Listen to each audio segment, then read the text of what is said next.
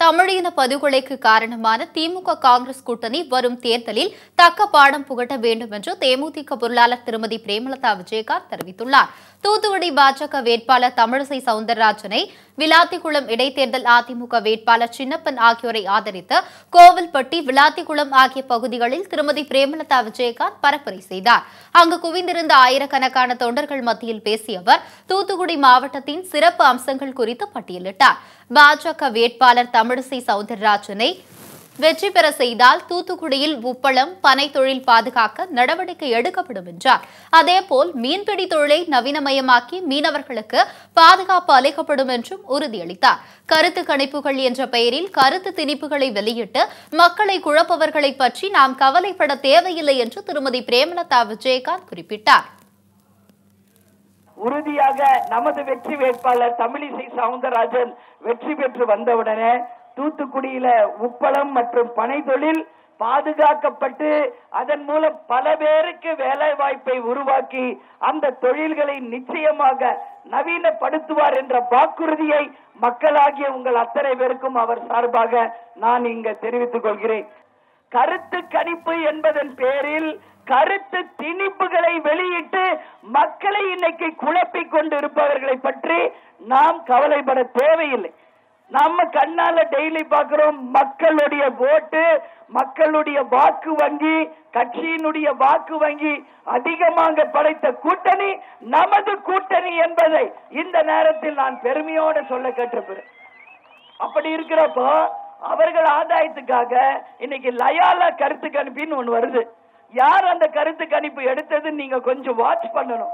பாத்தீங்கன்னா திமுகவை சேர்ந்த வட்ட செயலாளர், பகுதி செயலாளர் இவங்க எல்லாம் சேர்ந்துதான் ஒரு கருத்து கணிப்புன்னு எடுத்து லயோலா கருத்து கணிப்புன்னு வெளியிடுறாங்க. அப்ப அது எப்படி இருக்கும்? அந்த கருத்து கணிப்பு ஒருதலை பட்சமாக திமுகவுக்கு தான் சாதகமாக தான் அவங்க வெளியிடுவாங்க. மக்கள் இன்னைக்கு தெளிவாக இருக்காங்க. எந்த கருத்து கணிப்புகளை எல்லாம் இங்க புகுத்தி இந்த மெகா கூட்டணி முன்னாடி யாராலையும் நிக்க முடியாது என்பதை தேர்தல் முடிவுகள் வரும் பொழுது, நாளை நமது 40 நமது என்று வென்றெடுக்கும் பொழுது அந்த கருத்து கணிப்புகள் எல்லாம் பொய்யானவை என்பது ஒட்டுமொத்த தமிழக மக்களுக்கு நிச்சயமாக புரியக்கூடியதாக இருக்கும் என்பது. தமிழின படுகொலைக்கு காரணமான திமுக காங்கிரஸ் கூட்டணி வரும் தேர்தலில் தக்க பாடம் புகட்ட வேண்டும் என கேட்டுக்கொண்ட திருமதி பிரேமலதா விஜயகாந்த், திமுக என்றாலே நில அபகரிப்பு, கட்ட பஞ்சாயத்து என்பதுதான் ஞாபகம் வரும் என்றார். மேலும் திமுக ஆட்சியில் இருந்தபோது அந்த கட்சியை சேர்ந்த அமைச்சர்கள் குறுநில மன்னர்கள் போல ஆட்சி செய்ததாகவும் அவர் குற்றம் சாட்டினார்.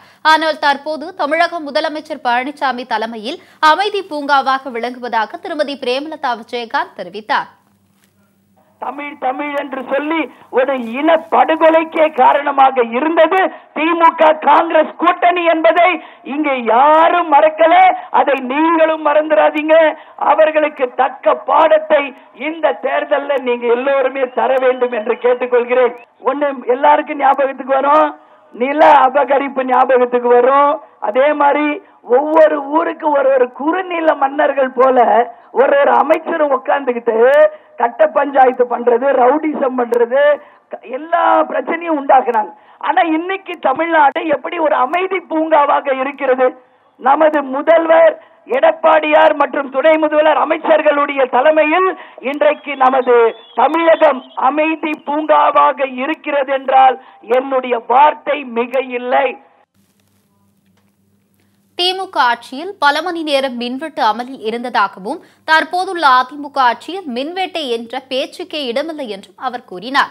மேலும் திமுக காங்கிரஸ் ஆட்சியில்தான் கச்சத்தீவை இலங்கைக்கு தாரை வார்த்து கொடுத்ததாக திருமதி பிரேமலதா விஜயகாந்த் குற்றம் சாட்டினார். ஒரு 10 வருஷத்துக்கு முன்னாடி கொஞ்சம் யோசிச்சு பாருங்க. 12 மணி நேரம் 15 மணி நேரம் பவர் கட் எப்படிலாம் நம்ம கஷ்டப்பட்டோம்னு கொஞ்சம் சிந்திச்சு பாருங்க. இப்போ எந்த ஊர்லயாவது கரண்ட் கட் இருக்கா? சொல்லுங்க பாப்போம். ஒரு 1 ஹவராவது எங்கேயாவது கரண்ட் கட் இருக்கா? அதனாலதான் சொல்றேன், உங்களுக்கு கரண்ட் கட் பண்றக்கூடிய திமுக காங்கிரஸ் ஆட்சி வேணுமா? கரண்ட் கட்டே இல்லாம தமிழ்நாட்டையே பிரகாசமாக வைத்திருக்கும் அதிமுக, தேமுதிக, பாஜக கூட்டணி வேணுமா? அப்படிங்கறத சிந்திச்சு நீங்க எல்லோரும் வாய்ப்பு தரணும். அதே போல இன்னைக்கு தமிழ்நாட்டில் இருக்கிற எல்லா பிரச்சனையும் நீங்க சிந்திச்சு பாருங்க. நீங்களாம் இளைஞர்கள் படிச்சவங்க, நான் எல்லாமே உங்க குறிப்போட பேசினா உங்களுக்கு புரியும். கச்சத்தீவு என்று ஒன்று இருக்கு, அதை யார் விட்டு கொடுத்தது தெரியுமா? இலங்கைக்கு யார் விட்டு கொடுத்தது தெரியுமா? கலைஞர். திமுக ஆட்சி காங்கிரஸ் கூட்டணியில தான் அந்த கச்சத்தீவை விட்டு கொடுத்தார். அதனாலதான் இன்னைக்கு வரைக்கும் மீனவர்கள் பிரச்சனை இங்கு தீரவில்லை. நமது ஓட்டு கச்சத்தீவை விட்டு கொடுத்து மீனவர்களை பழி வாங்குபவர்களுக்கா, இல்லை அந்த கச்சத்தீவை மீட்டெடுக்க போராடி கொண்டிருக்கிறோமே இன்னைக்கு இந்த கூட்டணிக்கா உங்கள் வாக்கு என்பதை சிந்தியுங்கள். சர்ஜிக்கல் ஸ்ட்ரைக் மற்றும் ஏவுகணை தாக்குதல் நடத்தி உலக அளவில் இந்தியா 4ஆம் இடம் பிடித்ததற்கும், புல்வாமா தாக்குதலுக்கு எதிர்த்தாக்குதல் நடத்தி நமது இந்தியாவை பாதுகாத்ததும் பிரதமர் மோடிதான் என்று திருமதி பிரேமலதா விஜயகாந்த் பெருமிதம் தெரிவித்தார். ஸ்ட்ரைக் என்று ஒன்று நடத்தி நமது நாட்டை பெருமைப்படுத்தியவர் நமது பாரத பிரதமர். அதே மாதிரி ஏவுகணை தாக்குதலை நடத்தி காட்டி உலக அரங்கில் இன்றைக்கு நமது இந்தியா 4ஆம் இடத்துக்கு பெருமை சேர்த்து கொடுத்தவரும் நமது பாரத பிரதமர் மோடி அவர்கள் தான். அதே போல புல்வாமா தாக்குதலுக்கு எதிர் தாக்குதல் நடத்தி நமது இந்திய நாட்டை பாதுகாப்பாக பெருமையோட கொண்டு வந்தவரும் நமது பாரத பிரதமர் தான். இப்பதான் நான் கிராஸ் பண்ணி வந்தேன், சுப்பிரமணியம் அப்படிங்கிறவரோட அங்க வச்சிருந்தாங்க கண்ணீர் அஞ்சலி.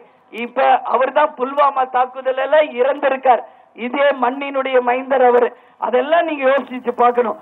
நம்ம நாட்டுக்கு ஒரு அச்சுறுத்தல் வரும் பொழுது திருப்பி அவர்களை தாக்கி பாகிஸ்தானுக்கு இந்தியா மிகப்பெரிய ஒரு அச்சுறுத்தலை கொடுத்து நமது நாட்டின் பெருமையை நிலைநிறுத்தியவர் நமது பாரத பிரதமர் என்பதை இந்த நேரத்தில் நாம யாரும் மறந்துட முடியாது. 13 பேரை பலி வாங்கிய தூத்துக்குடி ஸ்டெர்லைட் ஆலை வருவதற்கு திமுகவே காரணம் என குற்றம் சாட்டிய அவர், அந்த ஆலையை மூடியது அதிமுக தான் என பெருமிதம் தெரிவித்தார். அதேபோல் நியூட்ரினோ, கெயில் மீத்தேன் என நாட்டிற்கு தேவையான திட்டங்களை கொண்டு வந்தது திமுக என சரமாரியாக குற்றம் சாட்டினார்.